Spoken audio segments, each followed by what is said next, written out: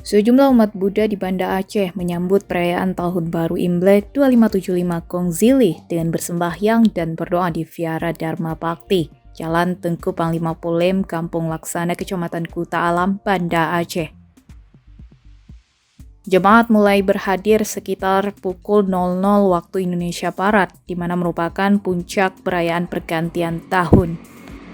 Perayaan ini dimulai dengan pembakaran sejumlah dupa, kemudian lanjutkan dengan dibunyikan gong sebagai tanda tahun naga kayu telah datang.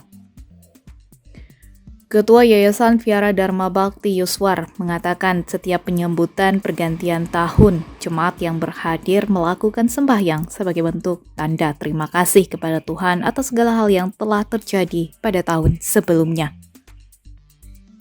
Ia berharap di tahun naga kayu ini akan menjadi lebih baik, apalagi menjelang pemilu 2024. Yuswar mengharapkan agar diberi kedamaian pada pergelaran pesta demokrasi tahun ini. Perayaan pergantian tahun baru Imlek 2575 Kongzili di Vihara Dharma Bakti dijaga ketat oleh sejumlah personel dari Polresta Banda Aceh yang berpatroli agar perayaan Imlek tahun ini berjalan dengan tertib dan kondusif.